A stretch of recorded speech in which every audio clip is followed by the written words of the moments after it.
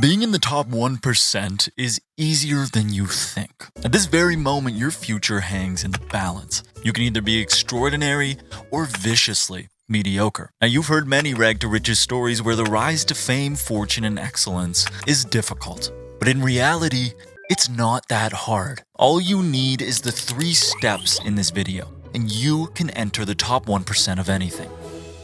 In joining the 1%, you become better than 99% of everyone else. This means you can't do what the other 99% is doing, which what everyone else is doing is nothing. This is an uncomfortable truth. Many people do absolutely nothing in working towards their dream. Now, at the beginning of the day, every one of us has a required line of production. If you work a full-time job, your daily line of production is 8 hours. Now, you repeat that 5 times a week and you get 40 hours. That is most people's required line of production. Now, this required line of production is influenced by expenses. An increase in expenses would push this required line of production up, while a decrease would force this line down. Up meaning working more and making more money, and down meaning a need to work less and make less money. Now, the vast majority of people only produce up to their required line, with no surplus. This is the minimum. Now, we're not shaming those that work full-time jobs and successfully provide for their families, but to enter the top 1%, more needs to be done. Now, to enter the top 1%, we need to produce over our line of required production. This surplus is where our dream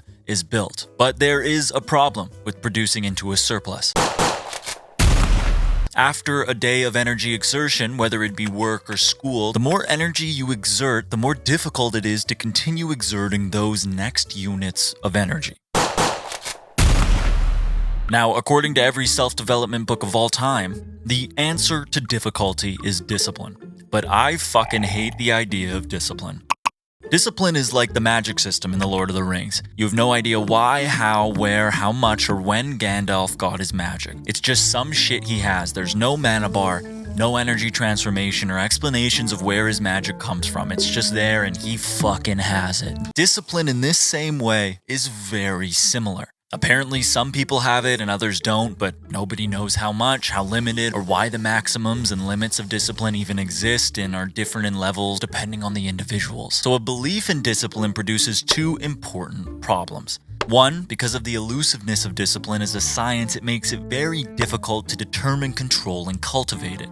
And 2, a belief in the need for discipline introduces a belief in the possibility that you don't already have it.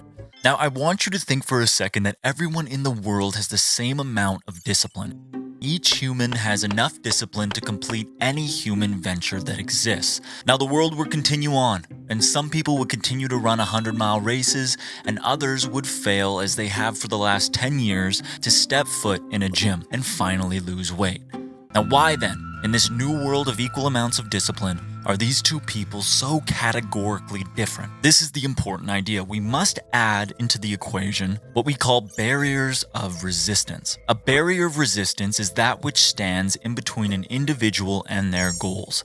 Discipline, in this thought experiment, would be like a rope to climb over this barrier. Now, when we compare these 2 individuals to determine how likely it is they complete their goal, we must first determine how high their barrier of resistances are. Now, because running 100 miles is objectively much more difficult than going to the gym a single time, the barrier of resistance of our 100-mile race individual begins much higher. But the important thing is barriers of resistance are different for every single individual, even if the goal is the same. Therefore, it is the individual's past, present, and future, and who they are, how they are, that determines how high those barriers will climb, how much energy it takes to rise over their barriers. Now, in this thought experiment, we have 2 different people with 2 different goals. One wants to go to the gym, and the other wants to run a 100-mile race. Let's remember that the rope of discipline in this world doesn't exist. So all that exists is the person, the desired outcome, aka the goal,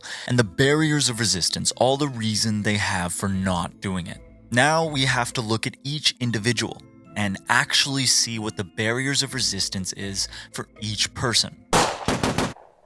Starting with our first person who wants to go to the gym for the first time. So firstly, we have the difficulty of doing something for the first time, where every habit is the most difficult to accomplish the first time you decide to do it. This will increase the barrier of resistance. Now, there could be embarrassment from being overweight or embarrassment from not being as strong as other people. Some people sweat more than other people and are very self-conscious about it. There could be a lack of history in sports where physical exertion is a pretty novel concept in this person's life. Now, this lack of history in sports and not much experience in physical exertion could create a ton of anxiety where the gym is a completely new world and this person has no idea where to start or how to start and is worried about looking like an idiot. There can be various skin problems like acne that triggers a self-conscious response or knee problems that make physical activity difficult. Along with being overweight, there can be much less access to energy in the body from poor dieting and effects on sleep that will contribute to even less energy to use in going to the gym. Now, because of being overweight, it's likely person 1 eats more calorie and carb-dense foods, which spikes insulin levels, which high levels of insulin also creates the availability of tryptophan in the brain and amino acid, which is a precursor to serotonin, which can then be converted into melatonin, a hormone that regulates sleep. This makes person 1 sleepy and less likely to go to the gym. There could also be serious mental health issues or trauma that is stopping our person from going to the gym, like a history of bullying or abandonment that they learn to use food as an antidote to such feelings. Now, because of the sedentary lifestyle, they could lack friends and relationship, causing depression and a lack of fulfillment. They could also lack access to education, where their earning potential is low, and their paychecks leave not much wealth left after their bills are paid. And at the end of all of this, there could just be no happiness or good feelings associated with the gym. Everything is negative. For this person, it will be a torturous experience with zero short-term benefits. These are just some of the reasons that contribute to a high barrier of resistance when a person may be deciding if they want to go to the gym. Now, looking at the barriers, their barrier of resistance has risen to the same level of person 2. And that's even though their goal is much more difficult. But let's now see who person 2 is and see how his past, present, genetic traits, and economic standing affect his barriers of resistance. Now, our second person's goal is running 100 miles. And because running 100 miles is a lot more difficult than going to the gym, the barrier to resistance begins much higher, at the same level. But what happens when we start outlining who this second person is? Let's say this second person has a history of athletics, playing many different sports all throughout their life. This would make long-distance running, although hard, a pretty easy transition in a coordination sense and exertion sense. They're used to physical exertion. Let's also say that person 2 has a high earning potential with lots of education and has wealth to spare, giving him financial autonomy and freedom to pursue more or less whatever he wants. Let's also say he has been training for this 100-mile race multiple times per week, and the training itself is with other people, which bolsters his social circles and connects him with like-minded people, contributing to his sense of community, and that staves off feelings of depression. What if he also works in the health sector, so he is well aware of just how much healthier he is? Let's say this guy has run races like these before, and he knows just how accomplished he will feel at the end of the race. And to top it all off, at the end of the race, he has a beautiful wife and 2 cute little daughters that are so excited to see him and supported him every step of the way, his heart full of love as he crosses that finish line. Now, in terms of these 2 people, who do you think has a better chance of completing their goal? Obviously, although they have the much more difficult goal, person 2 is much more likely to accomplish it. I would bet my entire bank account against person 1 stepping into a gym, let alone even getting within a mile of it. Now, this is the most important part of this thought experiment. The reason person 1 can't complete their goal is no fault of their own. They do not lack something like discipline. They are not weak. They are not a natural failure. They don't have less willpower or less grit. The world, the way it is set up for them right now, means they do not have the same chance of succeeding as some other people do. Now, it is not their fault, but it is their responsibility to correct. Now, the reason this inability to succeed has gotten so bad for them is because they haven't taken the time to be a friend to themselves. Ask the person in the mirror why they are so resistant to the actions required to become who they tell themselves they want to become.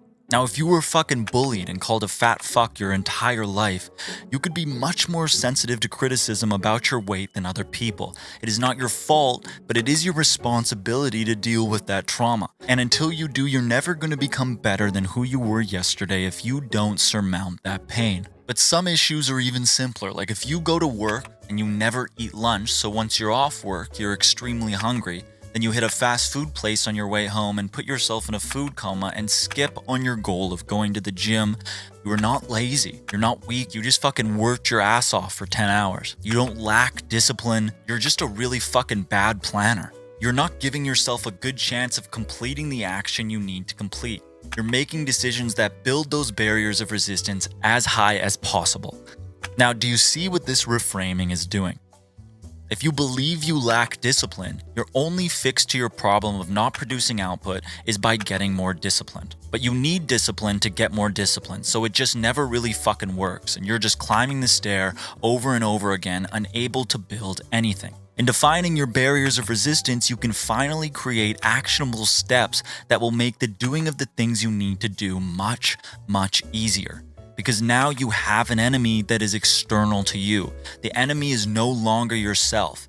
It is your external environment. And you can finally give up shaming yourself. In planning these actionable steps, you need to ask yourself, how do I lower my barriers of resistance? How do I make what I need to do more enjoyable or just less shitty? Now, this planning heavily depends on what 1% you're trying to enter. Everybody's barriers of resistance are different because people and their traumas are different. But broadly, there are two things that will help lower barriers no matter what it is you're trying to accomplish. The first thing is simply having a plan. Now, your plan needs to have a set of things that you want to accomplish in each session.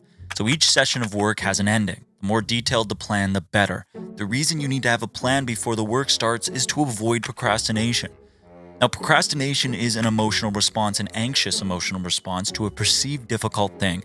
Procrastination is not a signal that you don't want to do something. It's simply a signal that your body and mind is expecting discomfort. Therefore, we need to limit as much discomfort as possible associated with the required action. For example, writing essays fucking sucks. You sit there not knowing what you're going to write about, getting nothing done because you don't know where or how to start. Now, you know what makes writing an essay infinitely fucking easier? An outline, a plan. An outline gives you direction for your essay, just like a plan will give you direction for your improvement. Now, a plan will help stave off procrastination by relieving discomfort associated with not knowing what needs to be done. It'll help you get started. Now, the second thing that will help lower your barriers of resistance is not only having a good reason for why you want to be in the top 1%, but developing that reason. And what is the most common incident that induces mass amounts of weight loss for obese people? A diagnosis. Being told you may die if you don't do something makes it pretty likely you're going to do it. The reason why we're doing things is incredibly powerful. And the more serious the reason, the more you can feel that reason fill your heart, and the more your barriers to action are going to be dissolved. Now, develop your reasons. Write them out. Chronicle just how much better your life would be if you were to succeed in what you're trying to do. Chronicle just how much worse your life will be if you instead fail to even try. All of that information on how to begin encapsulates the first step of your journey to the top 1%.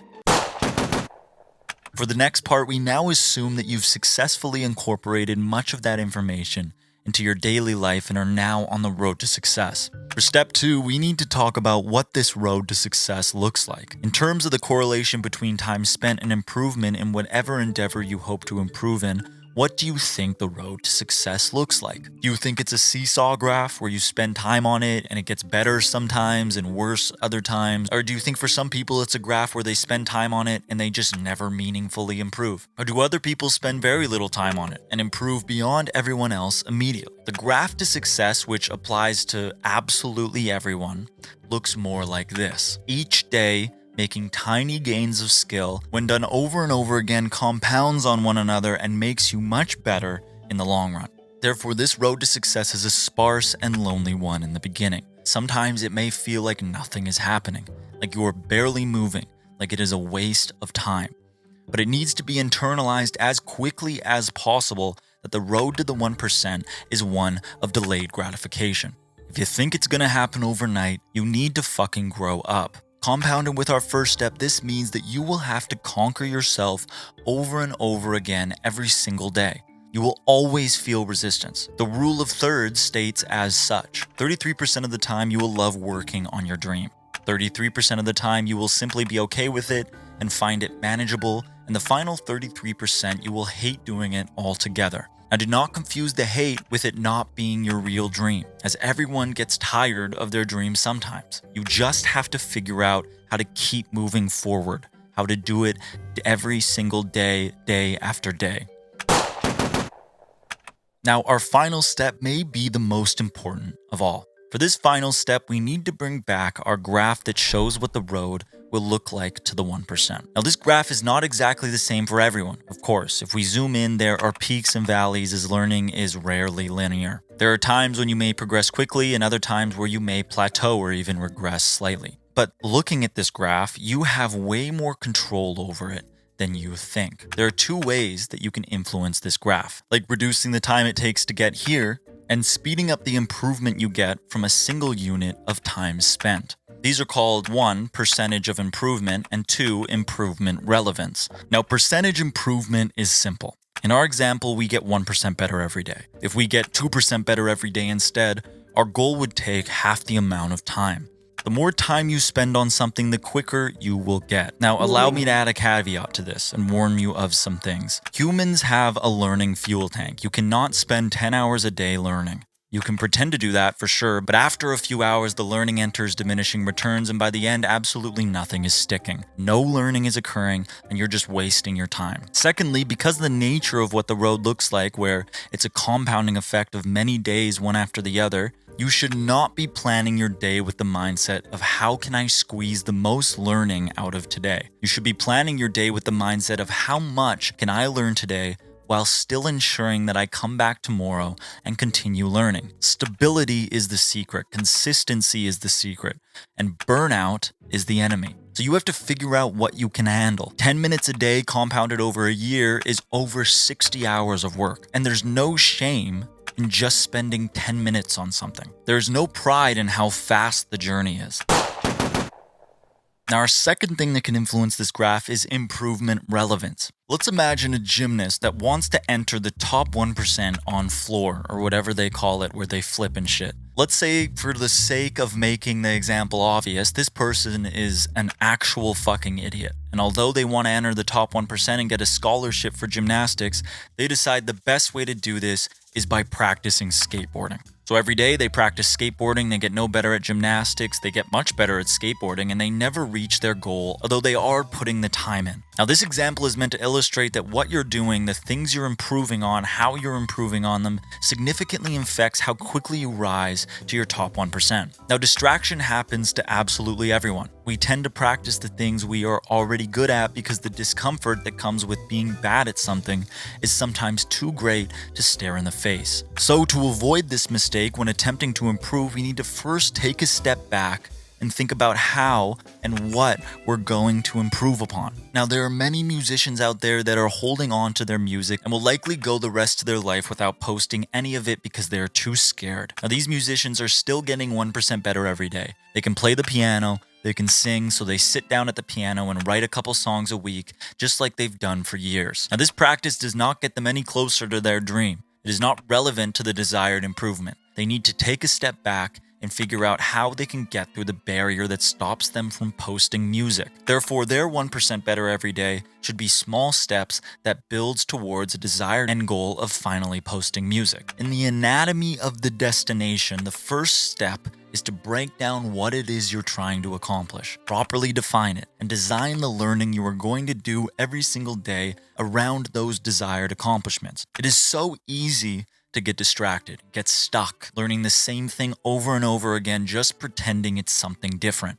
Now, follow these 3 steps, and I promise you, you will be able to make it into the top 1% of anything. Because I'll let you in on a little secret. Most people won't do this. Most people won't even fucking try. And most of the people that do try will quit within a few weeks. And you will get ahead of the other 99% if you internalize this video. And within the year, you will be so much better off than you were when you started. So do future you a favor and get to work. See you next time.